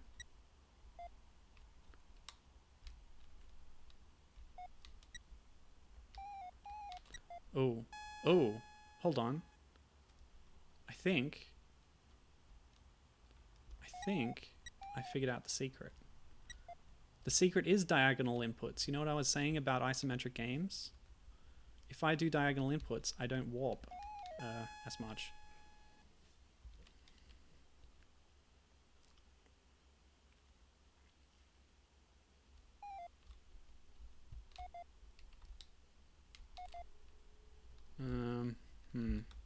Was that it? Maybe that wasn't it.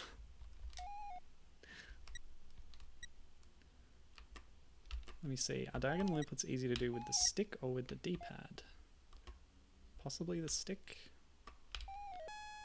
My problem with the stick on games that are aligned to a grid like this is its, you know, potential for accidental inputs. And when an accidental input in this case makes you warp back to the start and lose all your progress in traversal, that can be kind of frustrating. And it might be easier to fat thumb onto 2 buttons at once. Oh boy. Oh boy. Just changed 2 white outlines for no reason. That's great. You're mine, kitty. I'm coming for you. No! I was so close. I need that cat. Yeah, okay, I've changed what this game is. It's not about Lode Runner being rescued by his daughter. It's about his daughter rescuing her cat. And if we complete that objective, then I will have beaten the game. Quote unquote. My version of the game. Yeah, Gibbon corroborating with me there. He says, man, I dislike diagonal inputs. Secret, map your keys to be diagonals. Gosh, I wonder if that's possible. This emulator is pretty good, but I don't know how that would work exactly. Oops. Yeah, it's just like the game's allergic to single inputs. I tried it before. I'm telling you, pressing right here. See, pressing down makes me go left and down. Pressing up makes me go right and up. But when I try and go sideways, I start warping. So yeah, diagonal input seems to work a little more safely.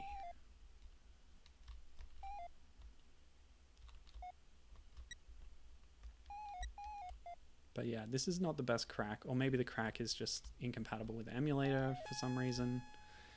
But yeah, we're also encountering another problem with isometric games, which is it can be hard to gauge distance, depth perception, where you're going to land if you make a jump.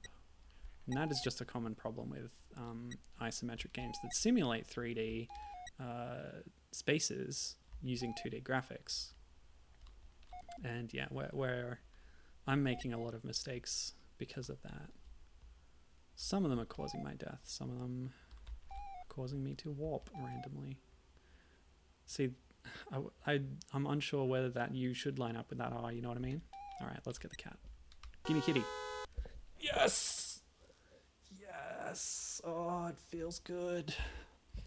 So the cat gave me an extra life. That's how that works. But like I said, my objective for this game was to find the cat and rescue it, so I think I'm done. This whole warping bug is just going to make actual progress impossible, so we're going to leave it there. I was so focused on this game that I didn't go through my notes for this. Just to quote a quick fun fact from the HD101 article titled 1980s Video Game Heroines, which is where I got a lot of inspiration for the streams that I do about heroines. That was a good source of games that I hadn't heard of. So they say, fun fact, the artist from the seminal video game magazine Electronic Games had already drawn the protagonist of the first Lode Runner game as a woman. So there you go. And a few other games I thought of that were in this same vein of aping a very popular 80s game, often an arcade game. Joust was sort of copied by Nintendo into Balloon Fight, which then got its sequel Balloon Kid, which I've played on stream before along with Hello Kitty World, where the protagonist became Alice, the little girl. Dragon's Lair, the Laserdisc FMV kind of game. Time Gal was like another game that had a similar system, but Dragon's Lair was the innovator. of that system. I found a game called Jungle Jane, which was a clone of Puyan. Oh yeah, Puyan already had a female protagonist because it was a mother pig. Anyway, forget that one. And one I really wanted to play today, but I couldn't get. I couldn't find a ROM of it. Was the problem? You know, Qbert, where the little blob with a snout has to isometrically again jump over like a pyramid of cubes.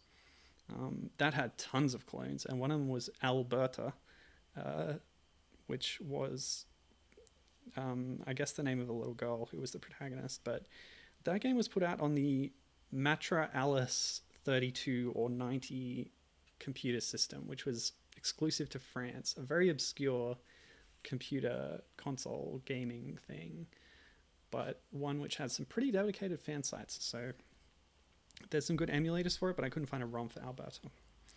And yeah, I think that'll put a lid on today's stream of clones and variants and follow-ups to popular 80s arcade games where the follow-up game has a female protagonist and the original didn't. I really need a snappier way of saying that, don't I? But yes, I hope you enjoyed some of the games that I showed off today. And yeah, this was a lot of fun for me. And thank you for joining me on this journey. I hope you have a good week, and I'll see you next time. Goodbye.